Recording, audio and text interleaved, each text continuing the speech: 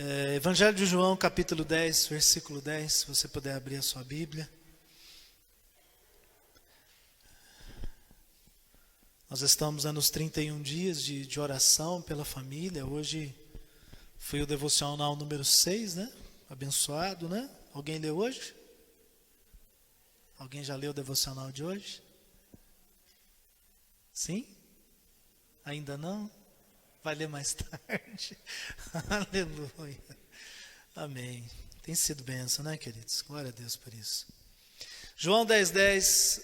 Aliás, nós vamos ler de 7 a 11. Eu ia citar só o versículo 10, mas vamos ler de 7 a 11. Podem permanecer sentados. A palavra do Senhor, Jesus nos diz assim, né? Em verdade vos digo, eu sou a porta das ovelhas. Todos quantos vieram antes de mim são ladrões e salteadores, mas as ovelhas não as ouviram. Eu sou a porta, se alguém entrar por mim, será salvo, entrará e sairá e encontrará alimento. O ladrão não vem senão a roubar, matar e a destruir, e eu vim para que tenham vida e a tenham com abundância. Eu sou o bom pastor dá a vida pelas suas ovelhas. Amém, queridos? Esse texto dá para fazer aí uma série de mensagens, né? Dá para fazer cada versículo uma pregação. Mas nessa noite eu quero partilhar, né, na nossa campanha de oração, o João 10:10, especificamente trabalhar a ideia do inimigo. O inimigo que rouba, mata e destrói. E sabe, irmãs e irmãos, uma coisa que nós precisamos ter muita atenção é exatamente no motivo pelo qual o Senhor Jesus usou essa expressão e trouxe esse ensino para as nossas vidas. Quando ele disse o ladrão rouba, mata e destrói, o Senhor está nos mostrando que por trás de uma ação do mal, que por trás de uma ação maléfica, maldosa, enganadora, que por trás, enfim, da realidade do reino espiritual maligno, falando dos ataques aos quais nós somos submetidos e acometidos, existe uma estratégia. O inimigo das nossas almas, como também é chamado lá em Apocalipse, em outros textos da Bíblia, ele às vezes ele não se revela, né, de forma assim espontânea, ele não se revela de forma esclarecida. Esse inimigo que veio para matar, para roubar e para destruir, ele trabalha disfarçado. Ele tenta, o seu trabalhar é escondido, porque não sei se você já teve, apesar que isso está mudando, né? Mas antigamente, não sei se você já passou por isso, de ser assaltado, de ser furtado, furto ou roubo, né? Quando alguém chega na gente é roubo, né? Furto é quando a gente não está presente. Se você já passou, né, por uma situação de ser roubado, as pessoas antigamente, os ladrões, né, eles andavam meio que escondidos, né, meio disfarçados, né? Hoje, infelizmente, a violência está tão atordoante que eles nem, em grandes cidades, em grandes centros, eles nem se dão mais ao cuidado de esconder-se, né? De trabalhar de forma disfarçada. Já é esclarecido, já é visível, mas a estratégia de alguém que quer o mal sempre é trabalhar escondido, é disfarçar, é usar de artimanhas, é usar de astúcias, né? Astúcia é um pensamento enganoso ou que quer conduzir alguém a um erro, a uma falha, a um equívoco. Uma outra coisa que talvez isso não mudou desde os tempos de Jesus até hoje, é o fato de que toda pessoa que quer roubar alguma coisa de alguém planeja. Não é? Mesmo aqueles ladrões que a gente vê nos telejornais ou nas notícias de internet, que eles chegam para roubar um celular de alguém na rua, mas eles planejaram aquilo, porque eles compraram uma bagagem, uma bolsa, né, de entrega, de entregador, de moto, né? Aí fazem a propaganda igualzinho da marca, lá eu não vou citar nome, que eu não quero fazer propaganda para ninguém aqui, né? Põe a marca lá do aplicativo de entrega de refeições, seja ele qual for, e aí ele anda livremente pelas ruas da cidade, ou seja, ele planejou cada uma dessas ações. Ele orquestrou, ele organizou. Infelizmente o ladrão, ele não tem piedade. Ou a ladra, né, se for uma mulher, mata.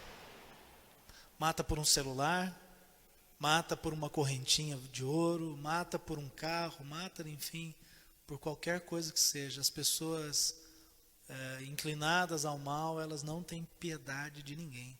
Infelizmente, a gente assiste isso constantemente nos telejornais, nós lemos nos jornais, assistimos na internet. As tragédias que ocorrem em todo tempo, em todo momento. O ladrão que vem para matar, roubar e destruir, seja humano ou seja espiritual, coloca mentiras na mente das suas vítimas. Pastor, o que isso tem a ver com família? A gente está na campanha da família, né, gente? Eu pergunto para vocês, existe algum ladrão espiritual tentando matar, roubar e destruir a sua família? Roubar, matar e destruir os seus sonhos? Roubar, matar e destruir as gerações que servem a Deus na igreja, que servem a Deus no seu reino? Sejam as gerações de jovens, de adolescentes, sejam as gerações também de pessoas adultas e maduras. Será que existe algum ladrão espiritual tentando roubar, enfim, aquela obra que o Senhor construiu? Será que existe algum ladrão espiritual tentando frustrar os sonhos de um casamento feliz e abençoado? Os sonhos, os planos, o ideal de um relacionamento saudável entre pai e mãe e os seus filhos e filhas, entre os filhos e os seus pais, entre amigos e amigas? Será que existe, meus irmãos e minhas irmãs, astúcia, engano, disposição, disfarces, coisas que aparentemente são, mas na verdade não são? Será que existem enganos hoje com relação à ação que tem sido orquestrada, planejada e intencionada contra a família? Eu diria sim. O inimigo tem lançado no coração de maridos e mulheres a sensação da frustração, da angústia, do distanciamento.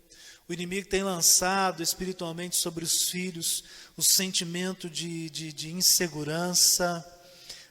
Os pais também sofrem por verem os seus filhos distanciados. Os amigos e as amigas não conseguem mais partilhar de uma vida saudável. E quando a família é afetada, guarda isso porque é uma verdade que não apenas eu falo, mas muitas pessoas falam. Quando uma família é afetada, a igreja, a sociedade sofre, porque a família é, independente do modelo, independente da ascensão social, independente do sobrenome, seja um Zé da Silva igual a este que vos fala, seja um Marques, né, Rogério Marques, né? Não, sei o que é Rogério. Elias, né? Um Elias. Fogo do céu, seja um Elias, né, como o Rogério, seja uma Marla como a Michele, né, Michele Marla, seja, enfim, né, um Machado que nem o Adilson, ou um importado que nem o Saquete, né, eu não sei como é que é, eu não sei como é que é a pronúncia aí, Saquete, enfim, seja qual for a origem, o inimigo, ele, quando destrói uma família, quando ele lança uma família na confusão, no conflito, ele consegue afetar a sociedade inteira. Sabe, meus irmãos e minhas irmãs, a boa notícia, né? Deixa eu trabalhar boas notícias, para a gente ter um tempo de oração.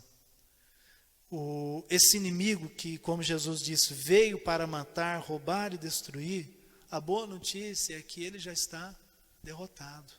Amém, queridos? Esse é um inimigo que luta uma guerra que ele já perdeu. Mas ele não desiste. Ele não para. Ele não para. Ele é ladrão e salteador, ou seja, ele pula o aprisco das ovelhas. Ele cria, como eu citei há pouco, as astúcias e os enganos. Mas ele já está derrotado. Se você quiser conferir na sua Bíblia, Colossenses 2,15 diz que o Senhor o expôs, fez dele espetáculo público, o expôs publicamente e triunfou dele na cruz. Então ele já está derrotado, ele não tem poder sobre a minha vida e nem sobre a sua vida.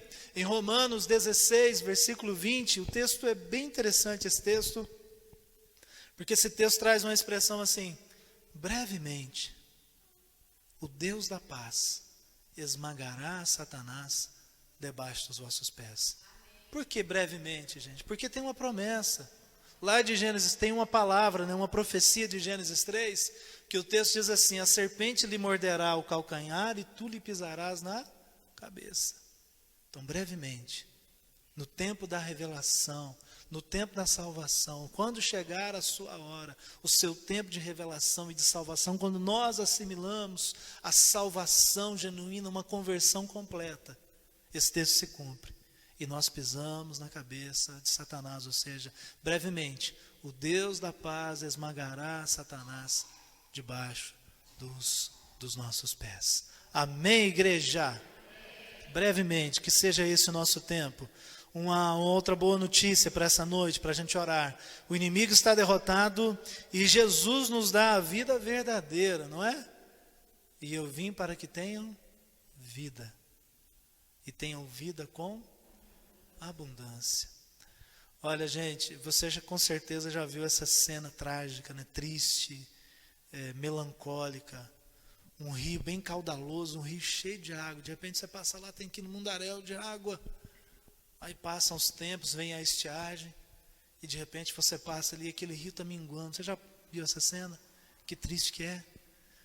A vida que Jesus tem para nós, gente, é vida abundante. Amém, queridos? Não é água na sola do pé, não é barro. É água com abundância, é vida com abundância. Uma das coisas que eu ainda quero ver no Brasil, eu fui lá em Porto Velho, né, em Rondônia, mas lá tem rios muito grandes também em Rondônia. Em Porto Velho tem um porto, né? Por isso é chamado de porto, né? Porto Velho. É um rio muito grande, aqueles rios de terra bem marronzada, né? Cheio de o nome do peixe lá, aquele peixe que tem pele. Eles me levaram num restaurante para eu comer esse. Pensa num peixe, isso. Pensa num peixe bom, isso. Esqueci o nome desse peixe. Tacamã, como é que é, meu Deus? Se eu lembrar até o final, eu falo o nome dele, Dário. Você ia se esbaldar lá, né? Apesar que você é um grande pescador, né? Você pega os peixes desse tamanho, né? Aquele peixe que tem pele, gente. Agora eu esqueci o nome dele, mas se eu lembrar, eu falo.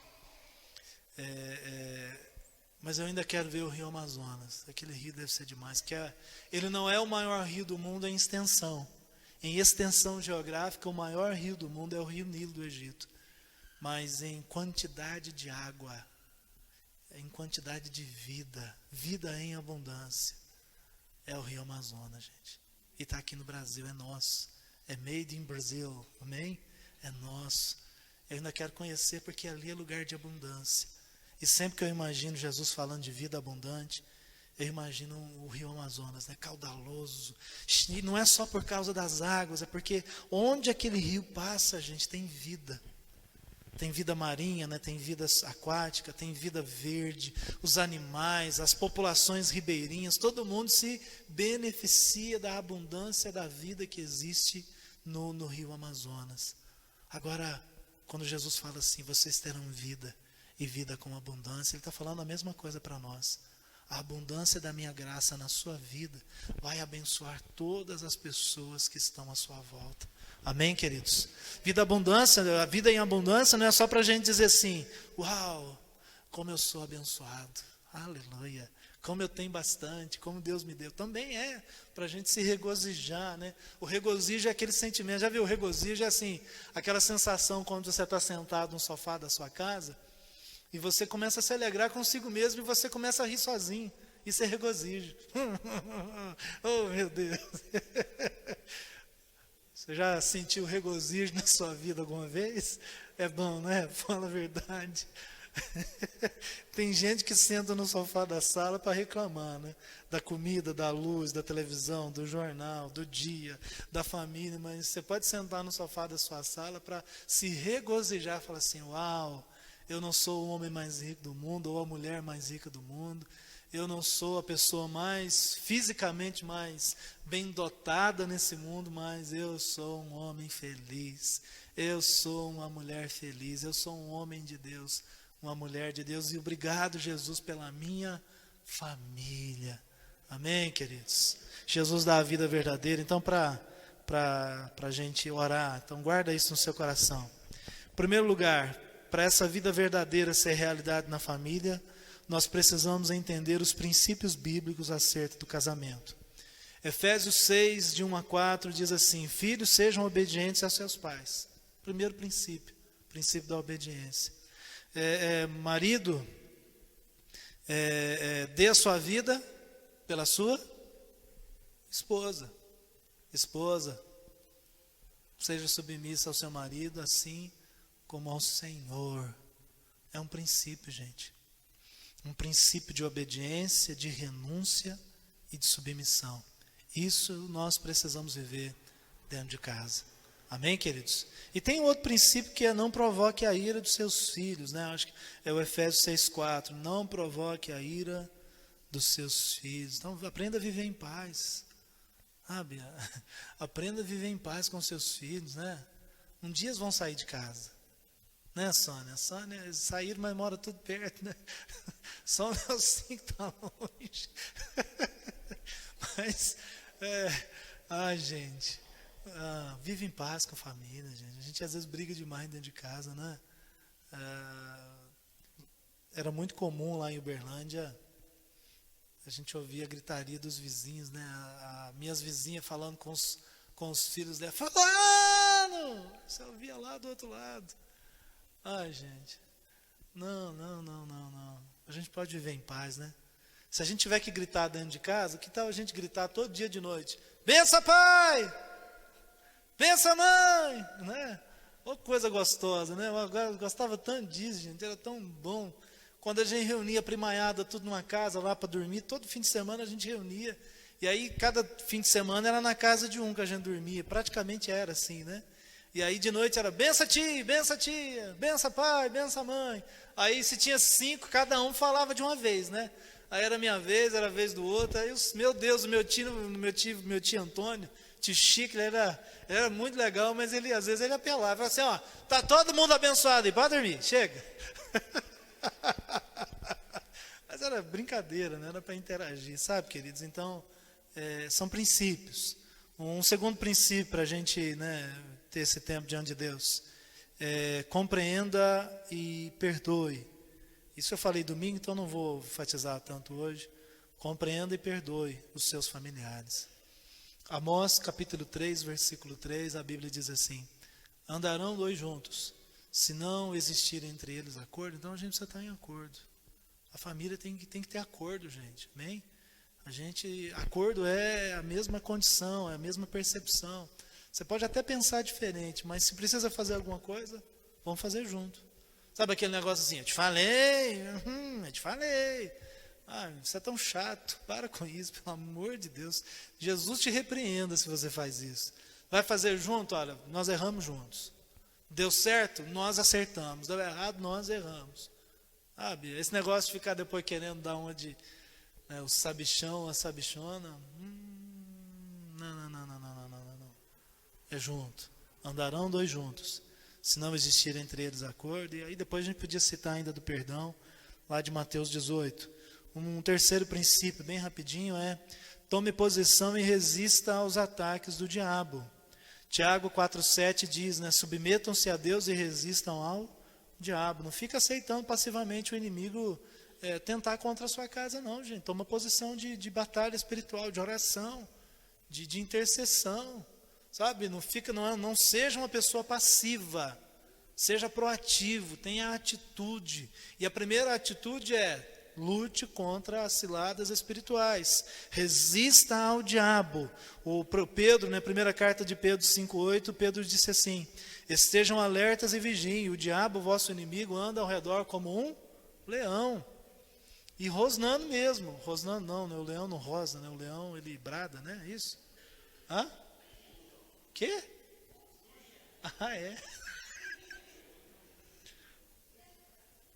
Ruja o leão, que a terra estremeça diante da majestade de Jesus.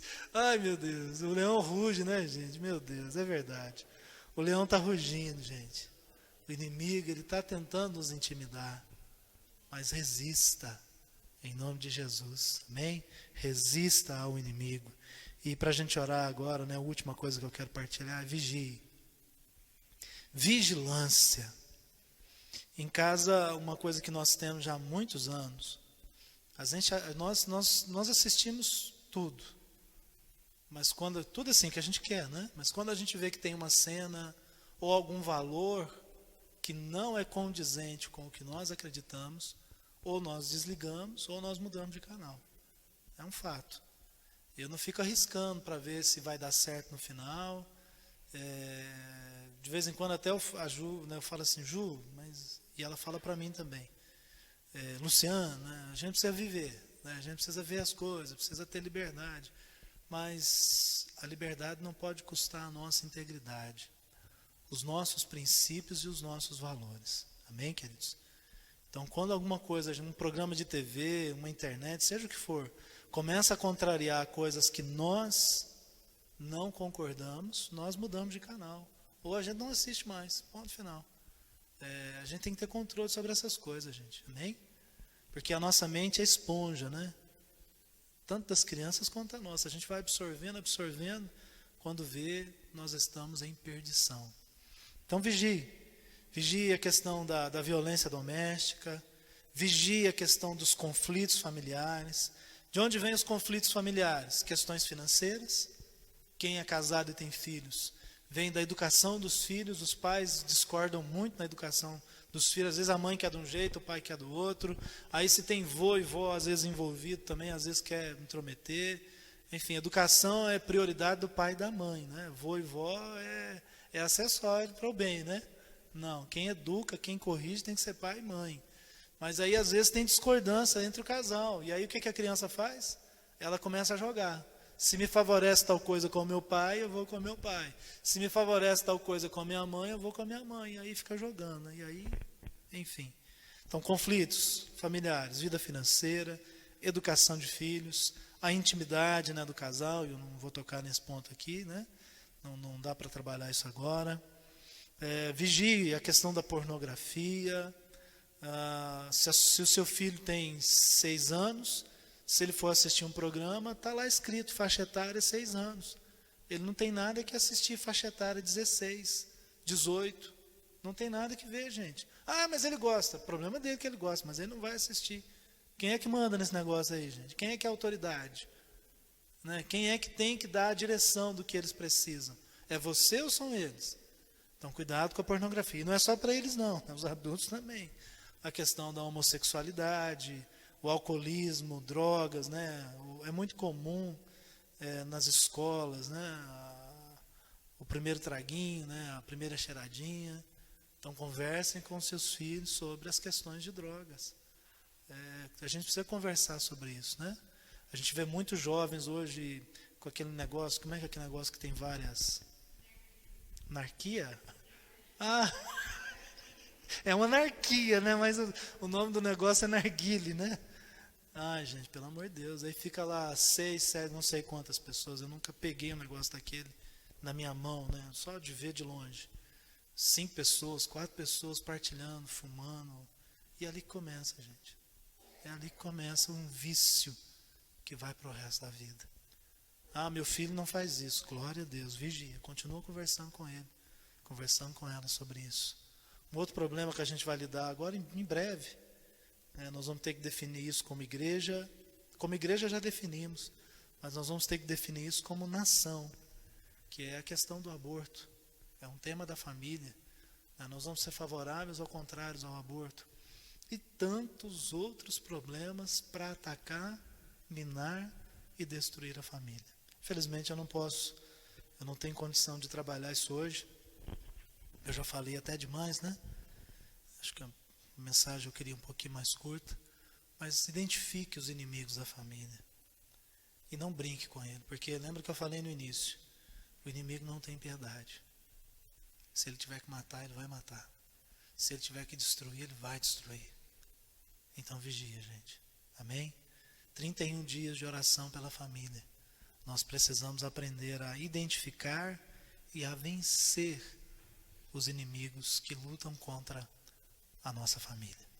Amém, queridos? Que Deus te fortaleça, que Deus te guarde. Depois, se alguém quiser ler o esboço, quiser aprofundar os temas que eu partilhei aqui, eu compartilho com vocês, né, o rascunho, enfim, o esboço que eu escrevi. Mas o importante é que a gente coloque a nossa vida no altar. O importante é que a nossa família esteja na presença de Deus. Amém? Então nós vamos ter pelo menos uns 10 minutinhos agora de oração. Se você quiser orar sozinho, amém. Se você quiser orar com a sua família, amém. E depois desses 10 minutos, 15 minutos, enfim, enquanto a gente estiver sentindo que há um mover, a gente continua em oração. Quando terminar, nós vamos passar para o momento de unção. Aí nós vamos ungir as nossas famílias, nós vamos orar mais uma vez, clamando a graça e a bênção de Deus sobre a nossa família. Amém, queridos? Só um conselho, né, assim, que eu queria te dar ainda no final. Quando você for orar agora, nesse momento de oração, pensa na sua família, sabe? Uma oração com um propósito. Né? O que tem, de alguma forma, afetado a minha família hoje? Ora, pede a Deus, Senhor, mostra quais são as lutas, quais são as crises, quais são os problemas que a minha família tem enfrentado. Peça a Deus para te mostrar isso, amém? Para Deus revelar isso para você. E naquilo que Deus te mostrar, ore agora. Eu sei que alguns estão sozinhos, né? Alguns são filhos, outros, às vezes só o marido ou só a esposa está aqui, alguns estão com a sua família. E aí depois, né, no tempo que você tiver ainda, se você estiver ao lado de alguém da sua família, chame essa pessoa ou essas pessoas e fala assim, olha, Deus me mostrou que nós precisamos orar nessa área e sobre essa situação, e nós vamos fazer isso agora, em nome de Jesus. Tá bom, queridos? Vamos fazer isso então? Amém? Tenha o seu tempo com Deus. Os irmãos e as irmãs que estão aí no Facebook, né, nessa hora, nós convidamos vocês também para estarem em oração aí na sua casa, amém? Se o Espírito Santo tocar a tua vida, ora aí com a sua família, deixa Deus falar aí ao seu coração de uma maneira especial, em nome de Jesus, amém? Você vai pôr um cântico aí, já? Bem, enquanto isso a gente então nos colocamos em oração, aleluia. Espírito Santo de Deus, Paizinho Santo, nós acabamos de partilhar uma mensagem, Deus, e agora nós vamos ter um tempo de oração. Os que estão aqui no templo, aqueles que estão, Senhor, eu não sei quem, nem quantos estão, Senhor, acompanhando a transmissão, ou poderão vir no futuro acompanhá-la. Deus amado, que nesse momento, Senhor, nós possamos, ó Pai, nesse tempo de oração pela família, pelo poder e pela autoridade do Espírito Santo, que nós possamos identificar, Senhor, aquilo que tem de forma disfarçada, escondida, de forma astuta, tem tentado destruir a nossa família. As mentiras que Satanás, que o mundo, que a cultura do século XXI tem lançado. Fala agora no coração de maridos e esposas, de pais e de filhos. Fala no coração da igreja, Deus. Mas, sobre todas as coisas, Deus, que nós possamos ter nessa noite a clareza de que o inimigo já está derrotado e que o Senhor tem uma vida abundante para cada um de nós. Vem tocando, Senhor. Vem tocando os filhos, as mães, os pais, os maridos, as esposas. Vem tocando, Senhor. Vem tocando, Senhor.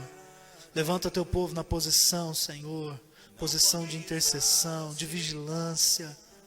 E que todo mal, Senhor, todo mal, Paizinho, caia por terra agora, em nome de Jesus. Amém. Aleluia, Senhor.